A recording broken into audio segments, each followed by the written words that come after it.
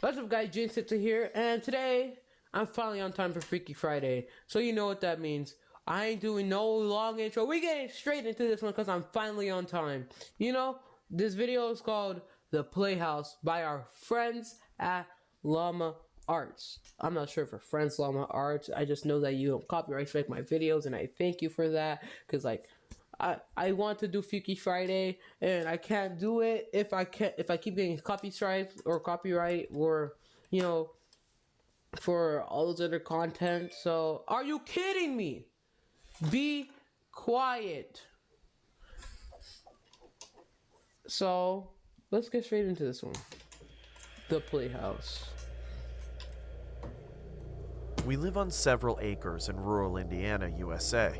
Our neighbors aren't too far apart, but we all live on a lot of property. No.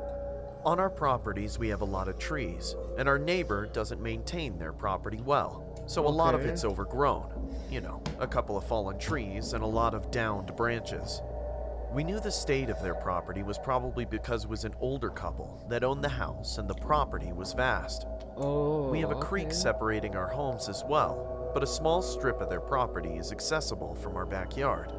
Due to the overgrowth in trees, we weren't able to see much of their property when we first moved in the summer, and of course we didn't go onto their land because we didn't want to trespass. One night, my daughter and her friend were camping in the backyard and ran inside, swearing that they heard a kid laughing or crying in our backyard. I figured it was their imagination from too many scary stories while in the tent, but went out to investigate briefly just in case. I heard a faint noise coming from just beyond our property line. You never know. If I moved the flashlight into the general direction and called out to whoever may be in the trees. I'm gonna shut up now. The sound stopped. I decided it was probably just a couple of stray cats, but just in case, I had the girls set up the tent in the living room. The next day, after taking my daughter's friend home, curiosity got the best of me, and I decided to investigate the area by our property line. I can give you my number. As I neared the line of trees, I saw a small path I had never noticed before. Since I knew my neighbors were too far and the trees were too thick, they couldn't see me on their property, so I stepped onto the small path. I walked slowly, looking down, watching for poison ivy and fallen branches.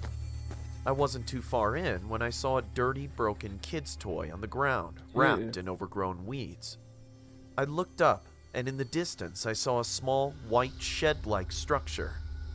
As I got closer, there were more and more toys scattered on the ground, some partially buried, all broken and dirty. Then there was barbed wire, and I could see the front of the shed and realized it was a large playhouse with a wooden alphabet decorating the outside. I was starting to feel uneasy. This playhouse was at least half a mile or more from the only house on the property. I stopped in my tracks, letting my imagination go a little, when I felt a tap on my shoulder. I must have jumped a foot off the ground, only to turn around and see that my daughter had followed me. Once my heart slowed down, I decided to get a closer look. There was more broken barbed wire fencing on the ground the closer we got. The window on the side was broken, and there was a hole in the roof. There was a broken train set, one a kid would be able to ride on. The front door had a white piece of wood set to lock someone in, not keep people out. At this point, my daughter was in full panic mode and begging for us to walk back to our house. But I had to at least look through the window, or my mind would wander with all the possibilities of what could be in there. As I was stepping to the side of the shed, my daughter was following close behind. In her fear, she was paying more attention to me than where she was stepping, and she cut her leg pretty deep on some barbed wire that was hidden in overgrowth.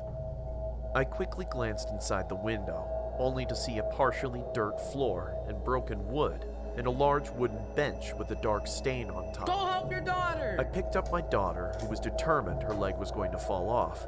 We left the neighbor's property, and I took her to the doctor to get a tetanus shot and get her cleaned up. That night after dinner, I let the dog out, but couldn't get her to come back in. What's the dog I let her stay outside for a while and checked again a little later.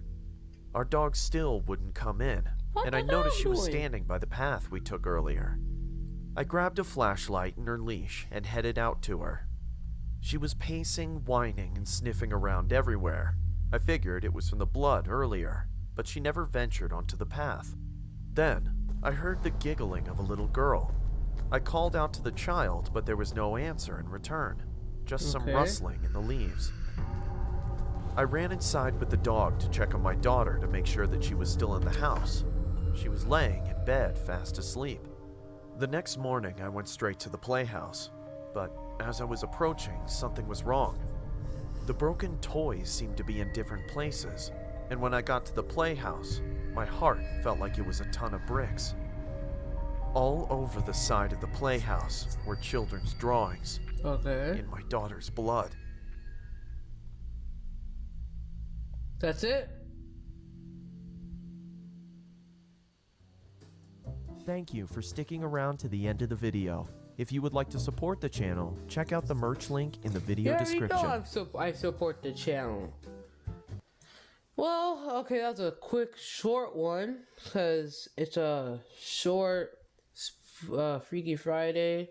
So, if you guys enjoyed, I'll see you in the next one. Try to keep it short and simple. Jaden Sensei, out.